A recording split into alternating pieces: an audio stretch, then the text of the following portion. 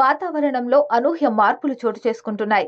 వరుస అల్పపీడనాలతో ఏపీలో వర్షాలు కొనసాగుతున్నాయి. తాజాగా పశ్చిమ బంగాళాఖాతంలో తీవ్ర అల్పపీడనం కొనసాగుతుంది.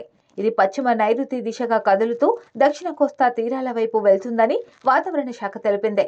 దీని ప్రభావంతో గురువారం వరకు రాష్ట్రంలో పలు ప్రాంతాల్లో భారీ వర్షాలు కురుస్తాయని వాతావరణ శాఖ అంచనా వేసింది.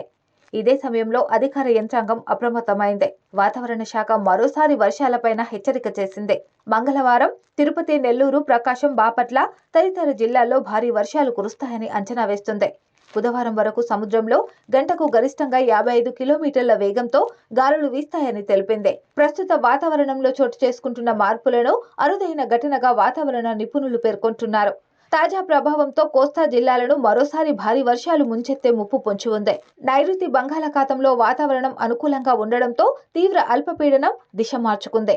తాజా అంచనాల ప్రకారం సోమవారం కోస్తా, రాయలసీమలో అక్కడక్కడ వర్షాలు కురవనున్నాయి.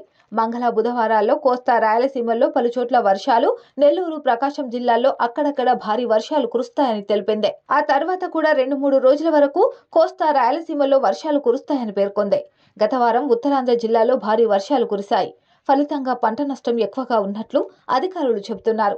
గత 2 నెలల కాలంగా వరుసగా ఏర్పడుతున్న అల్పపీడన ధోరణితో రాయలసీమ, నెల్లూరు, ప్రకాశం జిల్లాల్లో విస్తారంగా వర్షాలు కురిశాయి. ఇక ఇప్పుడు మరోసారి కోస్తా జిల్లాలకు వాతావరణ శాఖ తాజా హెచ్చరిక చేసింది.